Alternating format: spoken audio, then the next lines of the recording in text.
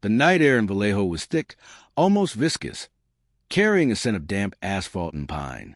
It was the kind of night where shadows seemed to breathe, stretching long fingers over shuttered windows. On December 20th, 1968, a young couple parked by the quiet stretch of Blue Rock Springs. David Faraday, 17, and Betty Lou Jensen, 16, were innocently tethered to euphoria of first love, unaware that in the darkness, a predator watched with surgical patience. A man who would not just kill but elevate murder into a psychological chess game, leaving behind a signature that would haunt America for decades. Cryptic letters, taunting codes, and a perverse thrill from watching the world tremble. The man behind the Zodiac mask of civility was a mosaic of contradictions. To neighbors, he was unassuming, polite, clean-cut, seemingly devoid of family. Yet beneath this facade pulsed a mind obsessed with control, secrecy, and moral inversion. His childhood home had been a labyrinth of cold discipline and hidden horrors. A father whose temper struck without warning. A mother whose passive aggression became weaponized in subtle, psychological torments.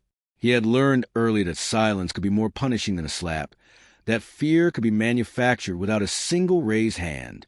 Friends reported him as charming, intelligent, almost disarmingly so, but intimate acquaintances whispered of sudden rages, compulsive behaviors, and a fascination with death that bordered on worship.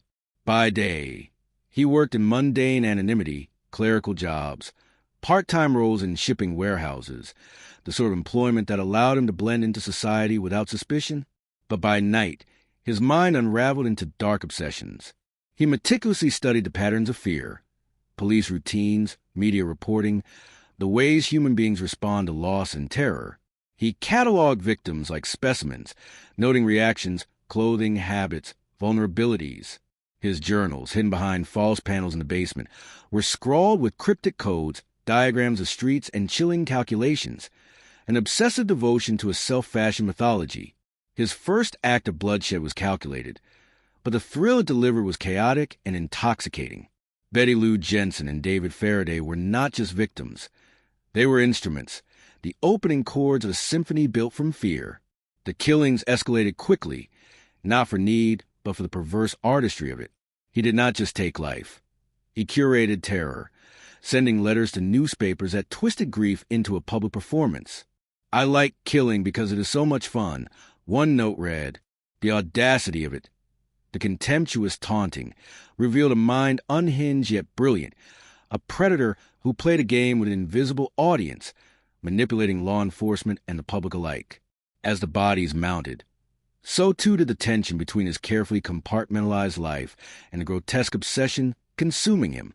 Family dinners became exercises in control, his mother fretting over manners while he mentally rehearsed the next cipher, the next letter to slip into the mail slot. Friends began to notice small cracks. The way he lingered too long over violent news reports, how he corrected casual mentions of crime statistics with unnerving precision. Yet no one suspected him. His darkness was invisible, hidden behind an impeccable veneer of civility. Then came Lake Berryessa, where his crimes evolved from impulsive slaughter to ritualistic theater. He tied Brian Hartnell and Cecilia Shepard to the ground, marking a stage for terror, sending them a tableau of power and dominance. The killer was obsessed with symbolism, with a sense of omnipotence that comes from orchestrating fear from the shadows. His signature circle cross symbol, carved into letters and walls, became a psychological anchor, a calling card that mocked law enforcement. Every message sent was a brushstroke and a portrait of narcissism and cruelty, each cipher a test to prove his intellectual supremacy. Betrayal threaded through his own life in invisible ways, shaping his monstrous evolution. Neighbors, friends, even lovers, those who glimpsed fragments of his obsession, became unwitting pawns in the game of masks he perpetuated. At times, he seemed to crave discovery, a paradoxical dance between exposure and concealment, testing humanity's patience, sanity, and fear threshold. His letters grew increasingly unhinged, hinting at inside knowledge, offering riddles with death as the ultimate answer. The public clutched newspapers with morbid fascination, simultaneously horrified and addicted to the macabre lure of the Zodiac. Psychologically, he was a study in fractured morality. Victims were both objects of desire and instruments of dominance. Crime was artistry and devotion, a twisted affirmation of self-worth. The law's pursuit became a game unto itself. He taunted, misled, and terrified detectives, exploiting procedural blind spots with the skill of a master chess player. Every failed lead, every misread clue fed his obsession, each mistake by authorities a perverse delight. Friends later recounted moments when he would smile at headlines about his own crimes, amusement flickering in his eyes like a signal only he understood. The investigation spiraled into an inferno of public scrutiny. Codes were broken, theories floated, suspects interrogated, but nothing matched the labyrinth of his psyche. The crime scenes offered visceral horror, bloodied bodies, punctured innocence, and in some cases, the deliberate insertion of symbolic threats, a calculated moral grotesquerie designed to elicit panic and despair. Police and journalists were drawn into his vortex, unable to disentangle morality from madness, reason from obsession. The deeper the investigation went, the more the Zodiac's legend expanded, as if the man himself was feeding the myth in real time. Twists emerged when letters suggested acquaintances or observers might hold clues, hints of betrayal so subtle that even the closest companions were uncertain of what they had witnessed. Some confessions were fabricated, others cryptic, and each false trail seemed intentionally designed to unravel trust and manipulate fear. The Zodiac's reach, both psychological and literal, infiltrated the intimate corners of his victims' lives, leaving families in paralyzing uncertainty. Every cryptic symbol, every letter, became a mirror reflecting society's vulnerabilities, a test of collective nerves. Court never held him. The Zodiac vanished, leaving law enforcement grasping at shadows, a haunting symbol of unresolved terror. Decades later, he remained an enigma. Suspects questioned, theories debated, but no conviction, no reckoning.